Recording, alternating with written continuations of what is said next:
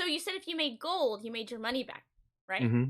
So since you've made adamantine, has the sales of this product allowed you then really to do a lot more ambitious products since then? Yeah. Yep. I'm actually investing more and more money into my products now. One, because I like to present a product that I see in my mind. Hmm.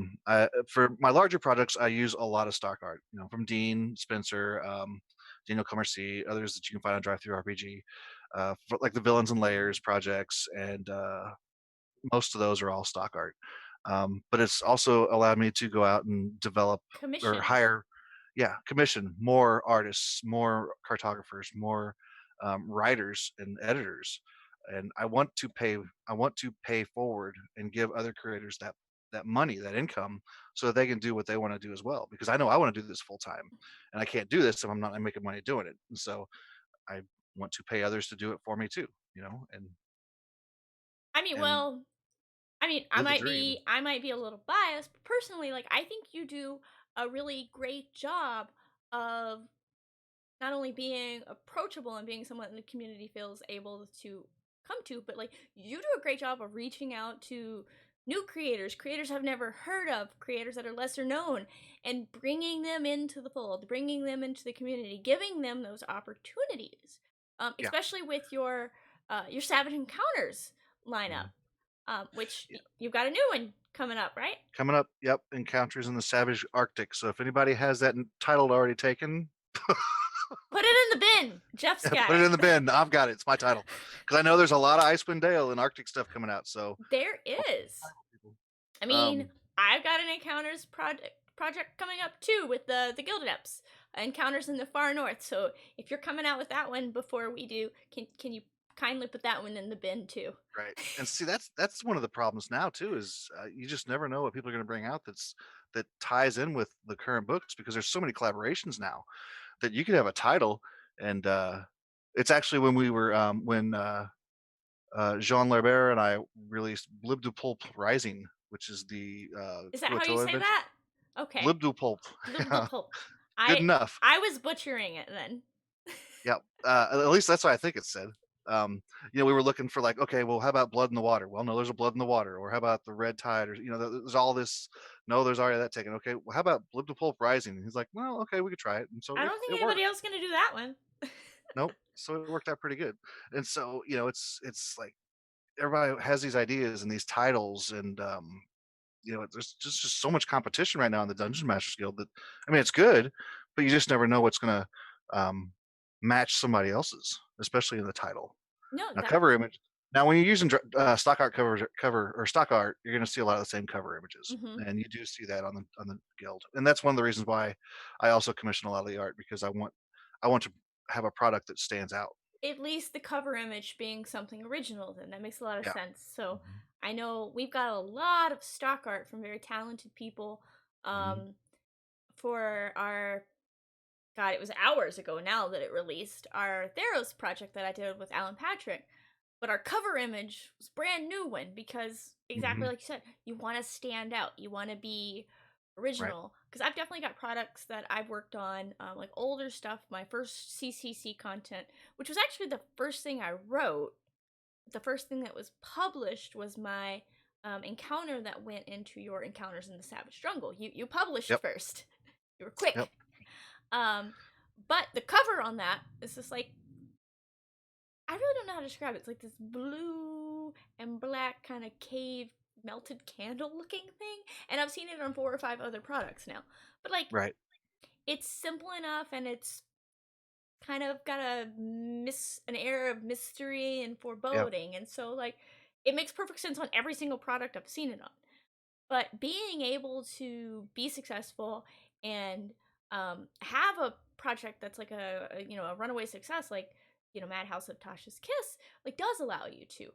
But you've also got other projects that have been like a labor of love that haven't done as well. Like Yeah. you've got the War Tortle Brewery, which is actually, in my opinion, a bit of a divergence from your normal This style. Yeah, well, this one came up. with my buddy Casey. Casey Bax, who's written some stuff with me and wrote War Tortle with me. He was the DM at the time and running our group through a place, and he says, "And you all come up to this place called War Tortle Brewery." And when he said that, I sat there. I took my wallet out of my pocket. I took $1 out and I slipped it to him, and he took it. He says, "What's this for?" I said, "I just bought the rights to War Turtle Brewery from you, so I can make an adventure out of it." And so, we laughed, and then we talked a little bit more about it. And Casey came up with all the games at the beginning of that. It's a party drinking style game. And then you finally get into this. You have to earn points to get into the brewery by doing these drinking games. And so it's not for everyone, I but mean, you can drink water. That's fine yes, you too. certainly can. Yeah, it's the characters who are drinking, right? um, Well, it's a little bit more fun in my opinion if we make it a real life drinking you game. certainly What? can. You certainly can.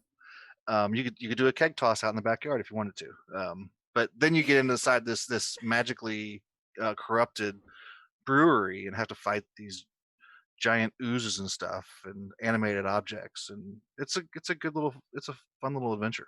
It's different. And you've got a lot of really nice art in there. It's very kind of light-hearted illustrations on the characters. And actually, my favorite piece from in there, I don't know if it's an original creation or you found it somewhere, but you've got this sticker-looking thing. It's Yep. a red sticker, and you have an owl bear with a red solo cup, and it says Supreme Party Animal. And I mean, if you follow me on Twitter for a while, hashtag Team Owlbear over here.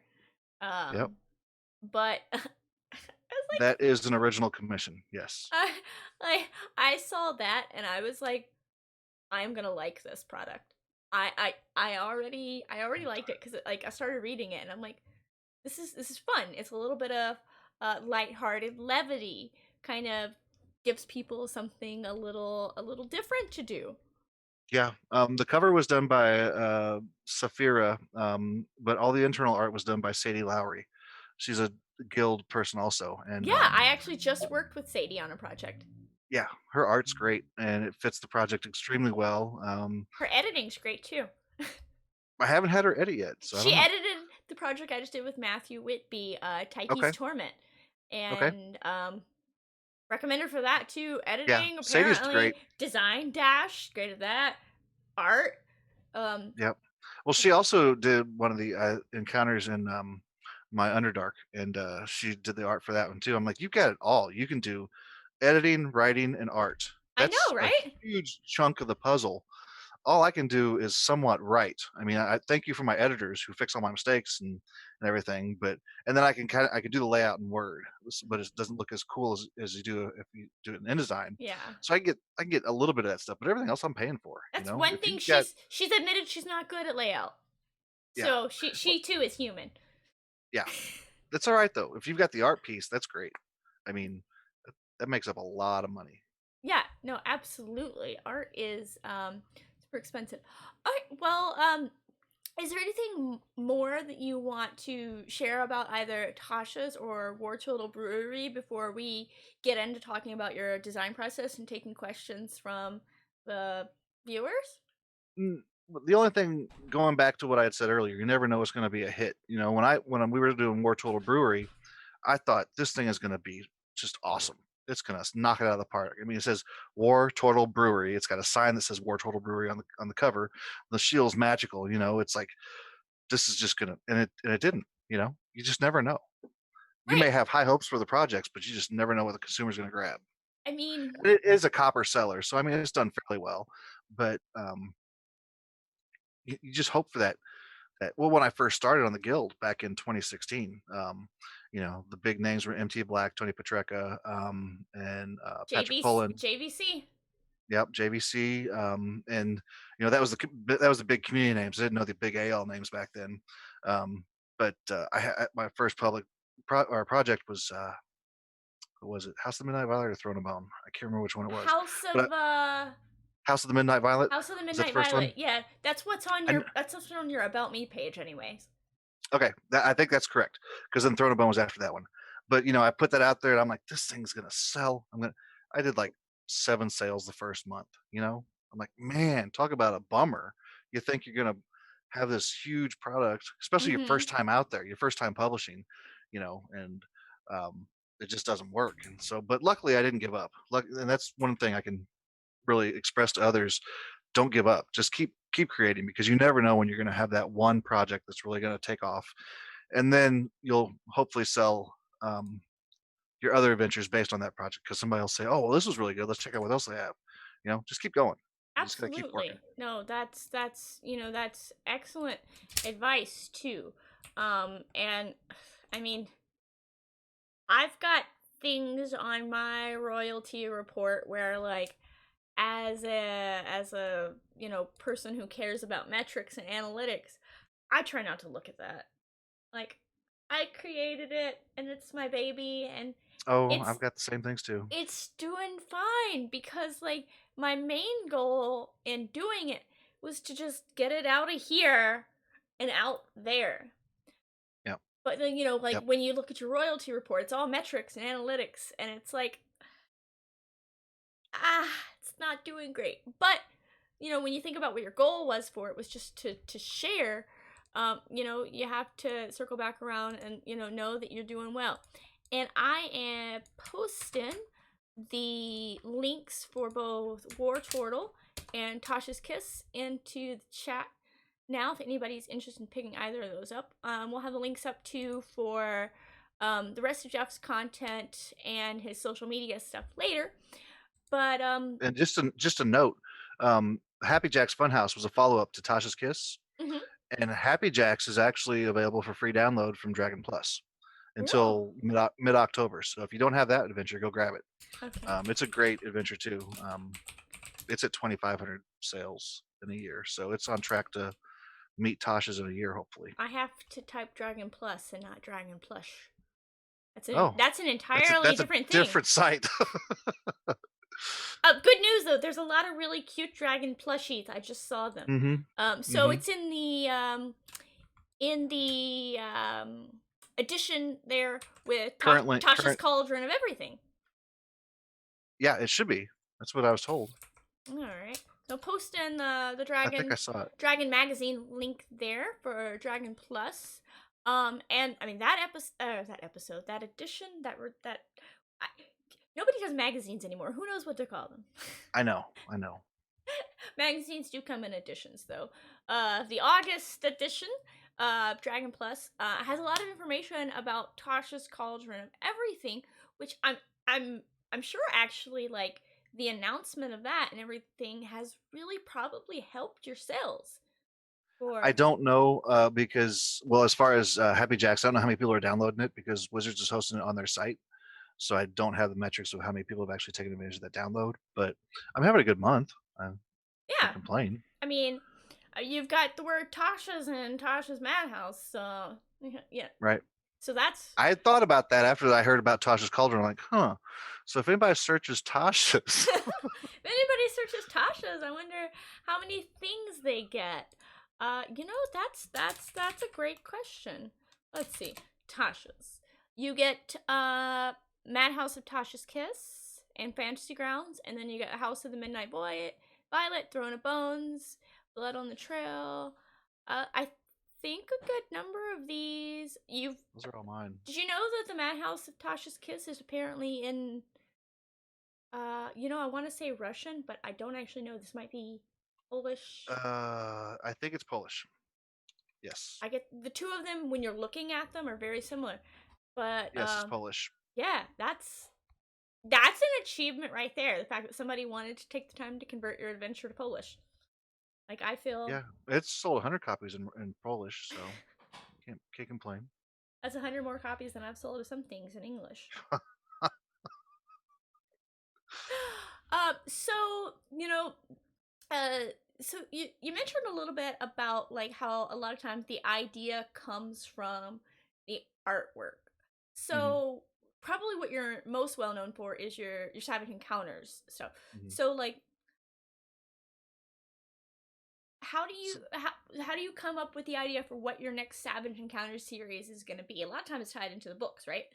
it has been recently, yes. Well, when I mean Savage Frontier came out, and because of the Savage Frontier and Storm King's Thunder, and then we went to Savage Cities, because it didn't tie into any book. I just thought that Savage, city encounters would be awesome, Hmm.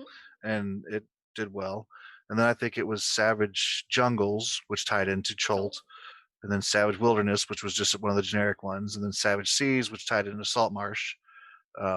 So actually, Savage Seas was ahead of that. We didn't know about Salt Marsh until later, and Savage Seas was already in production. And then Savage Underdark, just because we didn't have one of those yet, and then Savage Arctic because Icewind Dale's coming out. So yeah, about 50% of the time they tie in. It turns out though that the Underdark stuff, I mean, it ties back obviously to Out of the Abyss, but Hmm. it's actually kind of a good tie-in to the Frostmaiden and stuff because a lot of people associate Icewind Dale with Dritz, Hmm. and you think Dritz, you think Dark Yep. Elves. Hmm. Yep. And so, kind of lead that back in. So you've got one of the Savage Encounters in the Underdark. You're doing a second one, right? Much like you did multiple for Savage Seas. Yep. Savage Underdark. The second one will come out later. I've just taken on too many projects right now, along with trying to develop my Kickstarter. So probably looking early next year, getting just like it'll be a small one. Yeah. Uh, it'll be like the freebie that if you want to pay for it, you can. Part of it'll go to charity, but otherwise, we just had some extra stuff to go ahead and I ran out of money for art and maps at the time, so I'm like, I'm gonna have to put some of these on hold. Yeah, And I know. I've got one in there. It's on hold. yes, you do. Yep. you know, Everyone's gonna love it when it comes out. If it goes to charity, that's gonna be great too.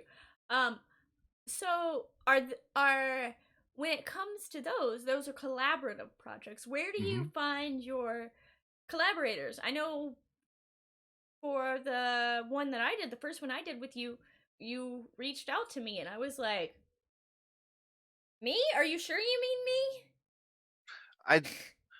I just find people. I might see something on the guild that they did, read through it, and say, "Hey, I like this. Let's see if I can work with them."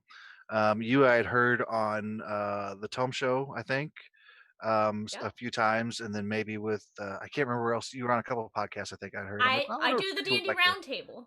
Yep. And I've been Oh yeah, on you did. stuff Yep. with I've been on Tabletop Babble with Hmm. Intricasso and a couple other places since then, but prior to when we worked together the first time, I think that was the only two I'd done. Yeah, Um and so I reached out to I said, "I wonder if Jenny would be interested in," probably not, and so I reached out to you, and you're like, "Yeah, okay, sure." And so, yeah, we got that going, and, that turned out to be a really good product. Uh, I did. That was I think in the reviewer really liked your adventure the most, your encounter the most. they did actually. There was a I forget who it was that did the review, but there was a website. Glenn Cooper, I Glenn think it's Cooper Glenn Cooper. did like a website and went to each encounter in depth, and like the fact, like the glowing review about mine. Actually, Glenn, thank you very much.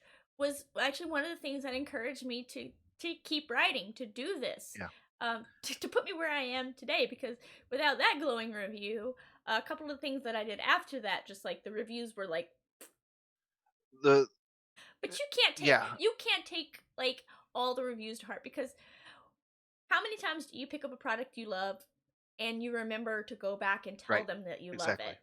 Yeah.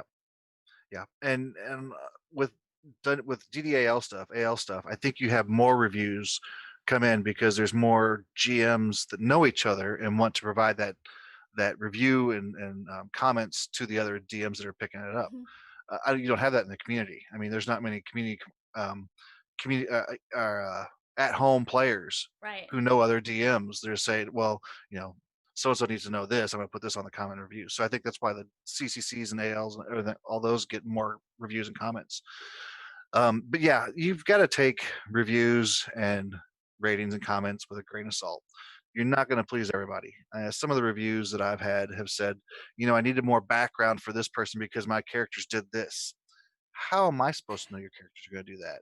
That's totally off the wall. And, I can't, we can't account for everything. There's going to be some things that we miss as far as what characters do, what your players do.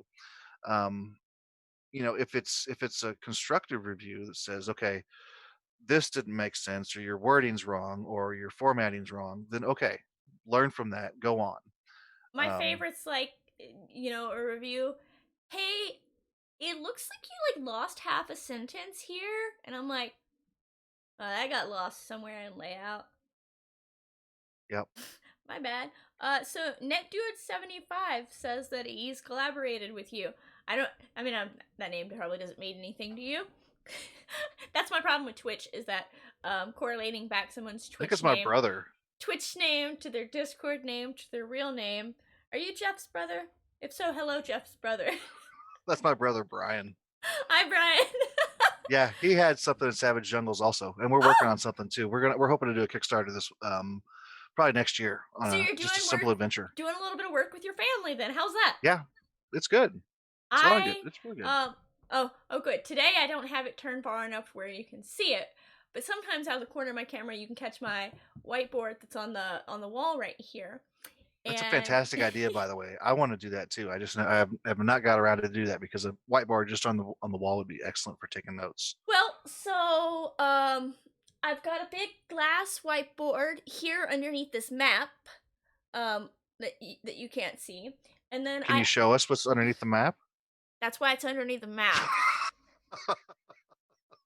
The map, though, itself, sorry for all the adjustments here, let me do a little here, is actually, God, that's hard to see, but this is actually the 10 Towns map scarf. Oh, that's awesome. That's cool. Yeah, so you've got, Bremen, Lonelywood, Tourmaline, Brinchander, all of that. There's another scarf underneath, so it makes it kind of hard to see, but it also gives it a bit of contrast, because without that one, you couldn't see it at all. But I'm excited for the new book. I am super excited. Lucky. Like, this is gorgeous. Yes, it is. I'm actually not on this particular stream, but on a future stream, I have a couple of giveaways planned. I'm gonna do some subscriber giveaways. I've got a couple of pop sockets. Nice. These have the little blue and white themed from this season, and then I have an extra one of these gridded notebooks. It's fantastic. How do we see the grid? There we go. We got it. And it's got the alternate art cover on it, so I'll be giving those away. I'll be doing the pop socket 2 weeks from now when I do this again with Thomas Valley, and then when I hit 25 subscribers and unlock my first emote, which we're all very excited about, I'll be doing a subscriber giveaway for the notebook, and I've got a bunch of other D&D goodies that I hope to be able to give away to some other people, like the Waterdeep Dragon coins. You've got one of those. Oh, right, yeah, Jeff? I've got one of those. Mm-hmm. God, they're like. You know where I got mine? Where'd Greg you get Tito. It from? You got it from Tito? I got it from Tito when we were at Origins 2 years ago, I believe it was. Yeah, I've got a whole boatload of these. They're so.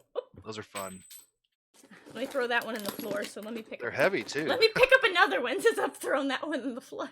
Yeah. They're just they are. They are. I have a handful of those, and you really feel like you've got something going on. Binky Marsh says that he went and looked at your stuff on the DMsGuild and realized that they played Tasha's Kiss and they loved it. Awesome. Oh, that's exciting to hear. I've also got this Tortle mini. Oh, that's great. I know. I used to paint. I used to paint a lot. Yeah. Then I started writing, and I don't have any time to paint now. I might have to send this to. We might have to do a giveaway for people who buy the War Tortle Brewery. Ah. Buy it and leave a review. We'll send a mini. That's fun. That's good. Oh, I've got a couple of those. So yeah, do a little bit of promotion there for Jeff. Thank you. Get the brewery. Leave a review. We can get a mini out to someone, so you have your very own War Tortle. Actually got those from the folks with Jasper's Game Day. Cool. So money. I haven't been able to do much with the online convention stuff. It just doesn't work out for time wise for me. I miss the conventions, the physical conventions. I had a lot of fun meeting everybody. I mean, meeting you for the first time was awesome. It was great. I miss conventions so much. I'm not gonna lie. Like, I know we're all very surprised to find out that I'm a bit of an extrovert. Didn't know that. Had no idea. I know. It's a complete shocker. So, like, not being able to see everyone and just sit down and play games with everyone, and most importantly to my mental health well-being, give everyone their well-deserved hug if they consent to such hugs. It's been a little rough on me this year, I'm not gonna lie. Ted366 says everyone needs a good turtle, and honestly, like, I have seen, like, some of the best role playing that I've seen has been people playing turtles.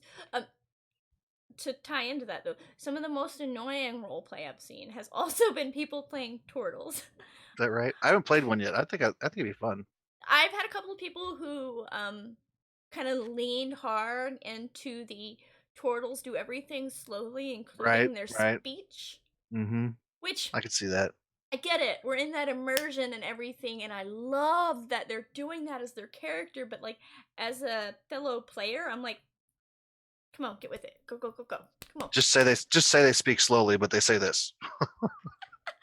Um, First time I actually played with someone playing a turtle who got into the slow speech, it was Rudy. Oh God, what's his last name?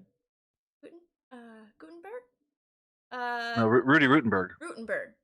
God, Rudy Rut. Is that Rudy right? Rutenberg. Yeah, used to do the Eberron thing with Yeah. 15. Yep. Played with him at Game Con, and like we were all very excited to have a special guest at our table. We all very much wanted to strangle Rudy. His character was great though. Yeah. So like it was a lot of fun, but at the same time we're like, hurry up. Yeah. Uh, No, and the panels at those conventions are great too. I haven't been able to watch many of the panels that have been online, but I remember the first time when I went to a panel and Chris Perkins was sitting at the table. I'm like, oh my God, there he is. He's right there. he's I mean, right. He's right there. I took I I could. quietly took a picture of him. You're like, I could say something to him probably. I did. I went up and talked to him. I probably sound like an idiot, but Probably not. Perkins is such a nice guy. he is awesome. Yeah. Yeah. He's probably one of the most down to earth, and spoiler alert, sorry Perkins, he's really shy actually. Like he that's why a lot of people like kind of complain sometimes that they don't see him a lot out at public events, like after the panels and everything, when a lot of Hmm. people are hanging out in the social area having a beer or whatever. There's very unlikely to be Perkins. Like, he needs to go have his recharge time.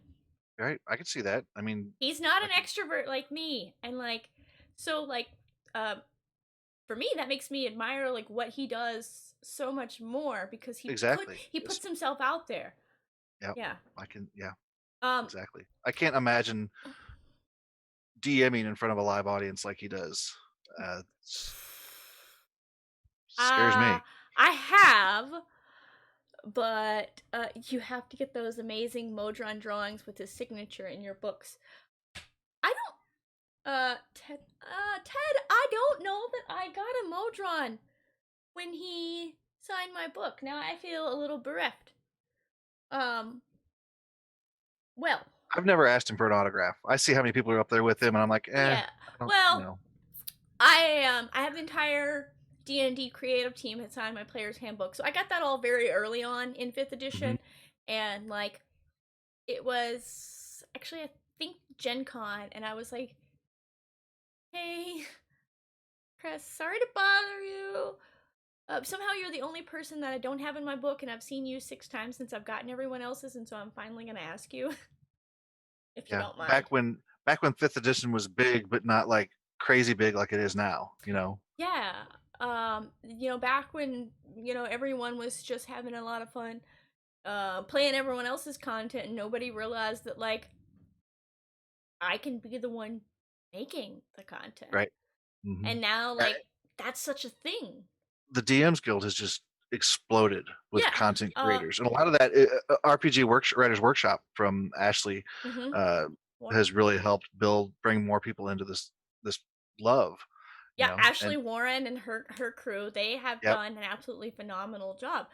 You've been doing it pretty much since the DMs Guild started up, I essentially. came in June of 2016. And I think it had started up like maybe December of 2015 or January 2016. So I was Among the first wave. yes, yes. MT I think was one of the first, and Tony Petreka were one of the Mhm. first to actually get some stuff out there. And then I was always battling to try and beat MT. I saw his name up there. I'm like, I got to be as good as him. I got to do better than him.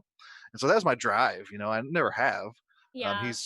He's MT Black, you know, I'm Jeff I Stevens. I absolutely adore MT. Like I have other people that I adore that are at odds with MT, but like none of that's my beef. I think MT's a wonderful guy. I've had a chance to work with him as the Gilded Eps program, and he's just like amazingly creative. Like Yeah, the man, I mean, just like you and some of the other original people, just like churns out content. And there's a lot more people in the guild doing that now, just like consistently putting stuff out. Oliver Oliver Clegg. Clegg, Mhm, Darkshire now, mhm. but he churns out content like a madman. Like Yeah, he's how fast. how do you all do this? How I think I saw he had one project come out one week, and then he had another project come out the other week. I'm like, I messaged him on Twitter. I'm like, "Man, what are you doing? What are you do you sleep?" You know? I mean, he his just has these ideas and he just goes with them. his secret is that he doesn't sleep. I bet. He's I actually know, actually I just used to not sleep much. I still yeah. don't sleep a whole lot, but I what is sleep? right? Yeah. I love doing this, you know? This is what I do. This is what I wanna do for the Um rest of my life, and so Dungeon Master says, "Hi Jenny and hi Jeff.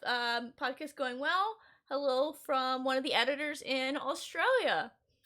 And then Apollonot SC wants to know if there's any reason to not publish a D&D venture on the DM's Guild. Particular benefits to self-publishing instead, finding a different publisher. What benefits does the DM's Guild provide to creators like you both? Do you want to take that one? I've got an answer for it, but I can start with it, and then you can fill all in. right. I think the biggest plus to publishing on the Dungeon Masters Guild is that is where the community seems to go for D&D content. You've heard people. I've heard people say that they've published stuff on Drive Through RPG that same stuff they would have published on DM's Guild, but they would just want to try a different route, and it has not sold as well because there's so many different products on Drive Through RPG, different game systems. Whereas the Dungeon Masters Guild is all D&D. You know, the actual a lot of the source books say if you want more content, go to the Dungeon Masters Guild. It's a small blurb in there in the main books, but it's still listed there. And I think if we could get more, I'm hoping for that Super Bowl ad or something, you know, where Watsy, go to the Dungeons Masters Guild for community content. I'm hoping for that, but I don't think it's going to happen. But there's so many people out there who keep finding the Dungeon Masters Guild every day, and when you've got these new creators who have new fans or other followers on Twitch or Twitter, social media, and they're out there, hey, I just published my first adventure out here on the Dungeon Masters Guild. Well, then you get more people coming out there, and then you've got stuff like Keith Baker's Exploring Eberron that came out. That oh hey, there's Eberron content on the Dungeon Masters Guild. Well, let's go check it out. So then you get more people coming to it. So it's like this constant building of customer base that's continuing to happen, and I'm hoping we reach that however many million consumers that are actually consuming Dungeons and Dragons. I hope they find the Dungeon Masters Guild one of these days because that would be really good for all of us. And while Wizards hasn't put out a Super Bowl ad yet, they have, especially during the pandemic, been doing a really good job of letting people know. Like the first couple of weeks of the pandemic, they were doing the stay at home, play at home And promotion and actually, linking people to. I mean, it was all free product Savage available. Underdog was Savage Underdog was given away, Yeah, and that one 27,000 downloads. there were quite a few things given away. I know Alan Patrick had 4 or 5 things that ended up on that list, and the amount of people who came and downloaded stuff because they're interested in playing D&D, it was just Yeah, absolutely mind-boggling. Uh, yep. it was just a little mind-boggling too to think about how much money that would have been if it had been sales. Oh, I I calculated that money. Yeah, 27,000 downloads of Savage Underdog would have been several years payment, several years income for me. So, Don't dwell on it, Jeff. Don't but no, dwell on I it. helped people. I gave people free stuff, and Yeah. I felt good about it. Yeah, I mean, Um, it's that first one's free. right. Yeah. first Go one's find my other stuff. first one's free. Now you're hooked. Let's hope. I mean, and like But like I do firmly believe that promotions like that, you get people there, they've created the account to download it, and now they Mhm. know that, hey, this is good content. I can go to this site and find good content. And the guild itself is pretty good about promoting content on there. They do a newsletter every week, and if you have a new product coming up, you can put it in the newsletter. Um, Yep. I think I've seen yours in the newsletter here and there. I know they do promotional sales when there's events and stuff. Like they did a like a racial justice bundle Mhm. for Black Mhm. Lives Matter. They're Australian wildfires, they did one for Australian that. wildfires. They've got a sale going on now that highlights the content from the creators that worked on Rhyme of the Frost Maiden. Mhm. Um, they've Which I think, let me just say real quick that's awesome that they pulled so many new community creators to write for that. Ann Gregerson is an amazing writer. I can't remember all the other names on there, but I think everybody that I saw was like, "Yeah, this is awesome." Yeah, Um, I mean, there's a couple of the guild adepts are in there. So it's Stacy Allen, uh-huh, yep. which Stacy on her own right is an amazing person, but a lot of people do know Stacy Allen as Will Doyle's other half. I didn't know that. Yeah, uh, Huh. the two of them are like a fucking power couple. Yeah, yeah. Yeah, Um, she did Down Came a Blackbird, I think it was the first thing that came out for her, and it was great. and she's another one of those people that is multi-talented. Artwork. She did cartography in this book too. Stacey Allen, Bill Benham, Celeste Konowich. Yeah, Um, Celeste. Mhm, she's in the Gilded Depths. She'll be in the upcoming Encounters product. Dan Dillon, Will Doyle, Michaela Ebel, who I don't actually know, but I'm looking forward to getting more of Michaela's content. Anne Gregerson, uh, Chad Quant and Morgan Robbins, who I also don't know, and Ashley Warren. So yep, Ashley and Celeste are in the Gilded Depths, and I've been super pleased to work with them. Just love their stuff, and yeah. Gregerson. Um, like I'm super excited to read it. Of course, it's I can't read it because somebody's gonna run us through it, so I'm not DMing it, so I gotta wait. you read it later, Yes. but it is super exciting to like open a book and see a list of names like that where you're like, this is the first book these people have been in, but I've Mhm, seen their stuff on mhm. the DMs Guild. Yeah, and that's another plus to publishing on the DMs Guild because those people were publishing on the DMs Guild. That's how they got noticed by WotC to write. So that's another bonus. You do give away some royalty to you make less royalty on it, and you can't publish elsewhere, but you publish on the Dungeon Masters Guild. But I think the pluses outweigh the negatives, in If my you opinion. Yeah, if you're wanting to write something that is D&D 5th edition, that you want a wide audience on, that you want to use the WotC intellectual, the Wizards of the Coast intellectual property on, DM's Guild is like the easiest way to do that. um Mhm. you give up the 50% because 20% goes to Wizards of the Coast and 30% goes to OBS as the platform for hosting it, but that 20% to Wizards gives you free reign to all of their intellectual property. You don't have to worry about, can I put Dritz in this? Yeah, you can Yep. put Dritz in it. Like Mind flayers, Mind displacer Flayers, beasts. Yeah, all Displacer those. Beasts, Beholders, you can name them by their names. You can you can pull from, this is a good thing about the community license for DM's Guild too. Like, you can pull from any of the content that actually already exists on the guild. So, like, if there's a really cool encounter that you like in Savage Underdark, you can take that encounter, credit Jeff and whoever wrote it, naturally, don't be a jerk, and like build on it. Be like, hey, I had this encounter, I had my inspiration, and I built an entire adventure from it. Or I read this encounter and I thought of a subclass that would be perfect for it, and I wrote it.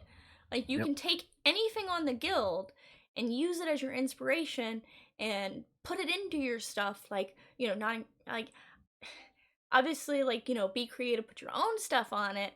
Yeah. It's against the rules to just plagiarize someone else's stuff and make money from it. You have to put your own spin on stuff, but like, it gives you so much freeway. um let's see, Pollinot, C wants to know, how does one find editors for D&D content, and how do we know what a fair rate would be? And then, does Ashley Warren run the RPG workshops? Yes, she does. Somebody answered that. So, how do you find editors? That is You've edited for me once. I have.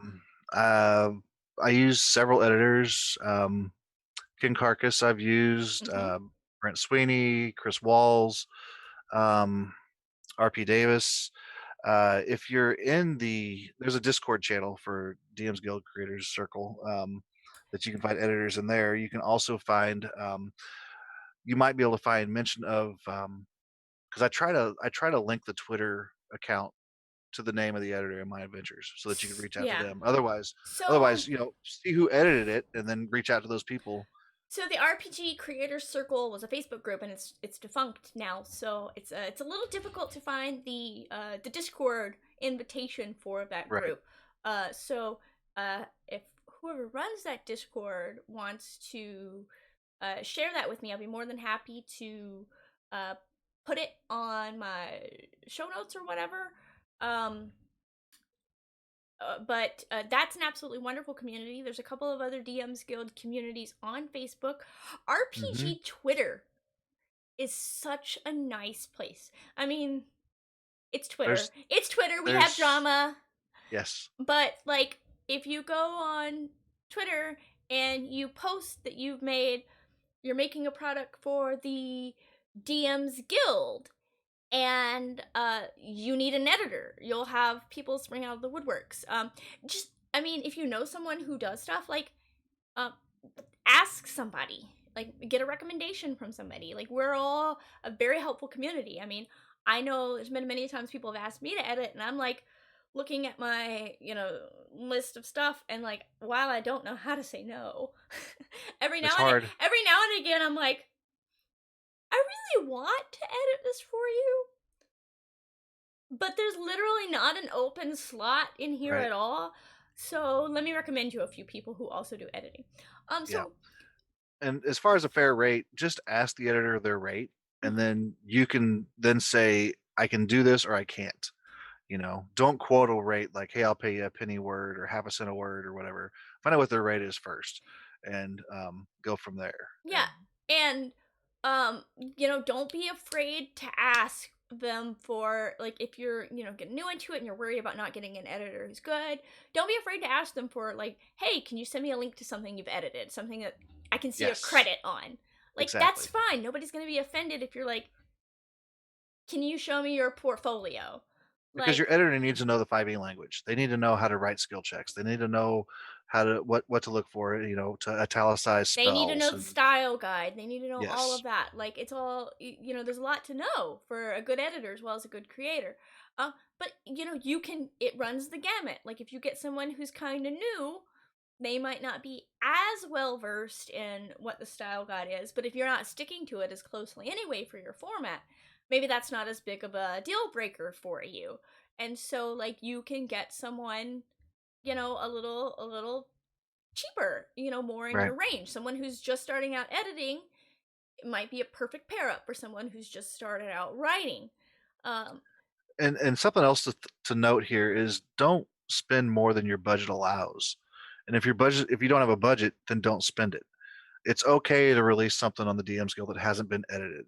Um, you can always go back and hire and have that done later. But if mhm. you don't have the money to do it, because competition is so stiff, you never know when you may make your money back. So if you can't afford to lose the money, don't invest in art, don't invest in cartography, don't invest in editing. That's my Yeah, and that Dungeon Master makes an excellent point here.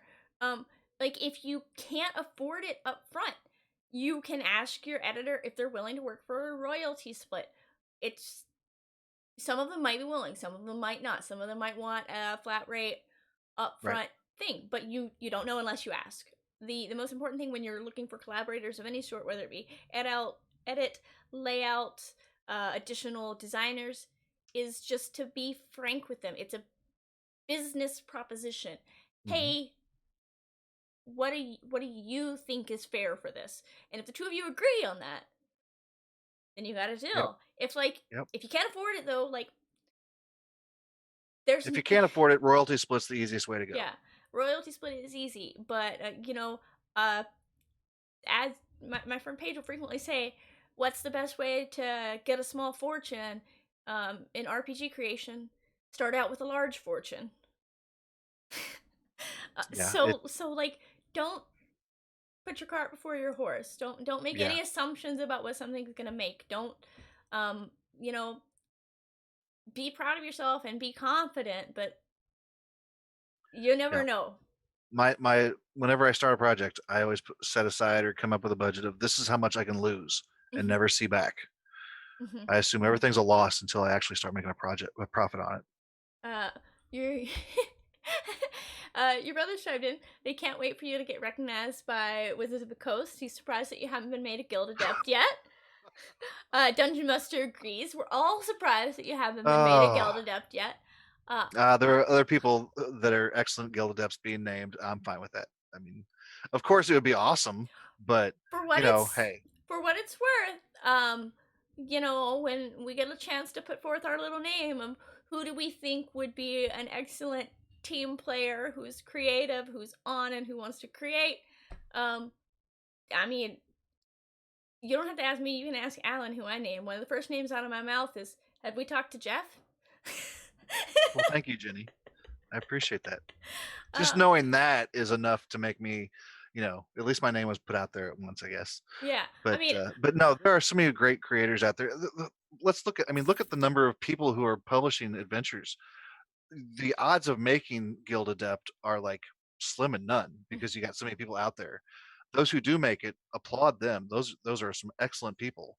Um, so it would be nice. Yes, I'm not going to say that it wouldn't be, like a little boost to the ego to actually make it, but it's okay. It's okay. That's not what you I'm know, doing this because I love it. That's not my yeah. main goal. We're I mean, I'm fortunate. I know that. I'm among the chosen few currently. End of the year is approaching though, so who knows what's gonna happen with the new lineup? Maybe I'll get to stay. Maybe I'll be But out. you put in a lot of work and you earned your spot being what a regional AL.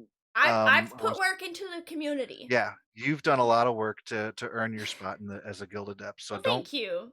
you've done Yeah. a lot of work. No, and I appreciate that too. So Ted says it seems like many folks believe that strong visuals are a major factor in award-winning adventures.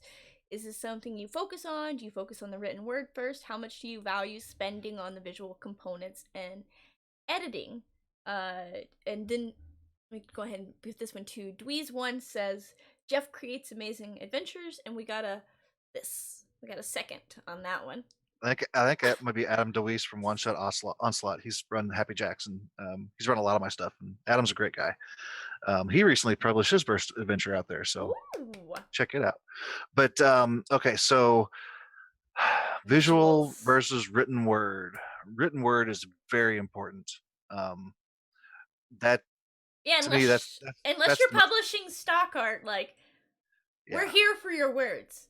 yes, that's the most important piece. You want the adventure to be compelling, to engage the characters, to engage the players, to uh, something easy for the DM to run, something different. We're not just going to go fight wolves. We want to fight wolves that um, might be magically enhanced or something that can misty step or whatever.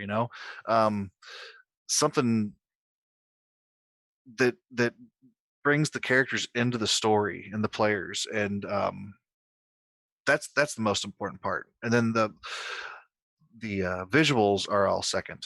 I mean, you don't need fancy maps. You Hmm. don't need the fancy art. You can do stock art. You can. Yeah, I like I said, I do it because I can. I mean, I've been lucky enough to be able to afford it. I think personally, and I'm a little, I'm gonna go back to this. I'm a little biased because most of the stuff I do is Adventurers League, and if you look at the seasonal adventures they put out, there's not a lot of art in them. So, No, like to me, like the only art piece you need is whatever is drawing people in as your cover image. Outside of that, you don't need any other art. It's all bonus content. yeah, art really wasn't a thing um, with most of the adventures, with most of the community content that came out. in 2016, 2017.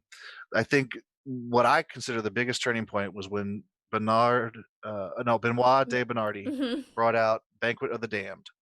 That was Um, visually stunning. yes, he put the money in to commission the cover, the internal art. He did the maps. He figured out how to do the maps to make them look like WotC maps. He did the layout. That's an excellent adventure.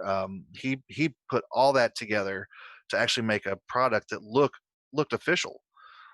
And from that point on, well, when that first came out, I'm like, who is this guy and why is he doing this? This is so wrong because He's I just can't making do you it. look He bad. should not be doing this. But then I contacted him. But Benoit and I He's actually we so chatted for nice. quite some time. He's a very nice guy. Um, and he gave me a lot of pointers and things. Did some of my layout. He did the layout for Savage Cities and I believe Savage Jungles too, He did. to make it look extremely beautiful. Um, but I think that's when I noticed more art happening, more commissions happening, more cover art happening. Now with the CCCs and the ALs, you're going to see more cover art. You're going to see more internal art. You're going to see more commission maps, just because it's grown. The income has happened. More people are making money off this to be Yeah. able to do it. But the important thing to note with all of that is like there's more art and there's more maps and there's more everything, but you still don't have to spend a single penny on any of that. You can What you do have to spend though if you're not spending money is time. You need to Yes. go on there, search the stock art to find the pieces that work for you, and then there are um commercial license maps that you can use. I know Dyson Logos for instance has like a whole Yep. treasure trove of Elvin Tower commercial. sells some maps too Yeah. on drive through and yeah, there's maps out there. So you can get all of these, professional looking maps and art for not a single penny to you. Just it takes your time to find the thing that you need for your adventure. It takes your time to put it all together. You gotta, make your layout look good. There are tools out there. There's a couple of templates on the DMs Guild, like I know Laura Hersprinter's word template. There's a couple of Yeah. templates for InDesign if you're more skilled than Jeff and I. At Yeah, I'm InDesign. not skilled, no. We've all got our weaknesses, Jeff. We've all got our weaknesses. That's why I have Rich. Rich Flair. He does a great job. Yep. I am spoiled. Spoiled. I admit. Um, Shay and Peku for maps. I am butchering that name, but somebody says they've been looking at it's CZE ampersand PEKU. Shay and Peku for maps. I don't know who that is, but I've written it. I'm writing it down. Well, I'm not writing it down. I'm gonna copy it from chat later. I'm just gonna be honest, and I'm gonna look that up. But yeah, there's a lot of resources available. Great. So, with that said, it is getting closer to where we're gonna wrap it. Jeff, do you have any last things you want to share? Chat, do you have any final questions that you want to ask that we maybe haven't covered? And then we'll do a little wrap up and tell everyone Sure. where to find you, where to find your stuff, and where to spend their hard-earned money. Yeah. Just note that very rarely do you have a product that just sells incredibly well. You know, you may be the lucky person that has the first product that comes out that just sells like crazy. And you think the next one's going to do just as well. And it doesn't. Just understand that each product is its own product and it's going to reach different consumers and um, may not make you the money that you think it's going to make. So just if it does, great. If it doesn't, just be prepared for that. And it just takes a long time to build up enough of a library, of a product library to actually become uh, almost income stable, sustainable doing this. Mm-hmm. I'm I not there yet. I'm hoping to be soon, but I know MT himself only recently gotten to where he's feel that he can do that. And you said he was someone you looked up to. So yep. and he's only dealing with Australian living cost. So I mean you've got to deal with the Oh, American cost of living, which includes paying for your own medical. yes, which is ridiculous. That's horrible. That's horrible. So It's so hard to do it we in the got a US. higher bar. Yes, we do. For now. But yeah, so invest what you are willing to lose. That is excellent advice from Dungeon Master. Pretty much spot on with what Jeff's been Yep. saying. So Jeff, do you have anything upcoming that you want to share with us before we go? I have actually the third adventure coming out soon, Annalise's Revenge, which ties into Happy Jack's Funhouse, which ties into Tasha's Kiss. They're all loosely tied, so you don't have to play them all. They all link together somehow. And then I have Blinsky's Toy Shop coming out in about a month, and then my Kickstarter will launch in about a month also. Adventures from the Pot-Bellied Kobold. It's a book of 15 short adventures um, that you can just use to drop into your game whenever you want. Written by some pretty prolific people: James Introcaso, Greg Marks, MT Black, Tony Winslow Brill, Maxine Henry, a bunch of other people too. Okay, and I've just shared the link for where you can find all of Jeff's adventures on the DMs Guild. I'm going to post his website and his Twitter shortly, and then I'll be making a little panel to stick below my Twitch to hang around for a while so that people can find the guests that have been on for the future, so they can go back and figure out, where was this Jeff guy's stuff? He seemed pretty cool. But yeah, no, Jeff, I just want to thank you so much for being my guinea pig here. First person to Thank come on you, Jenny. here to. When you asked me, I was flattered. I was like, yes, I'll do that. I I mean, I was flattered too that you said yes. But this has been fun. So for those of you watching, I'll be back in 2 weeks, 4 p.m. on Sunday. Oh, sorry, remove the affiliate tag at the end. Sorry, those were auto. I was Oh, auto adding them. yeah, that happens. My bad. It works on adventures. But yeah. So I'll be back in 2 weeks on the 27th at 4 p.m. and I'll be talking to Thomas Valley then. So it's link without the affiliate tag. Sorry, everybody. Thomas Valley then, who is not as prolific of a writer, but has been involved in the community stuff as well. He's done a lot of community created content for Gamehole Con and Gary Con, if you're familiar with either of those conventions in Wisconsin. And he's just got a lot of really exciting stuff to talk about as far as his creative process and his time in the community, and how he's how he's a really old man and knows a lot of stuff about D&D.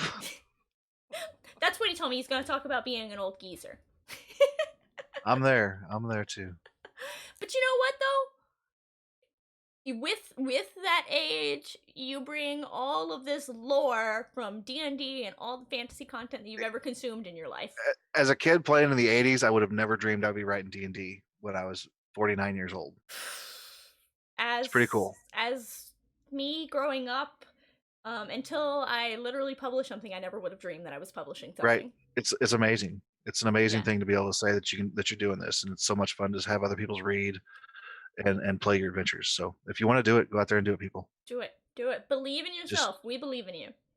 Yep. Yeah. Okay. Well, that is going to wrap us for this episode again. Jeff, thank you so much for being on. And back in 2 weeks, very excited to continue to bring this to you every other week with a new creator from the DMs Guild or Drive Through RPG. Be talking about their content, be talking about their creative process, and apparently rambling a bit about just about whatever. Thanks so much for joining us. Until next time. Bye, everyone.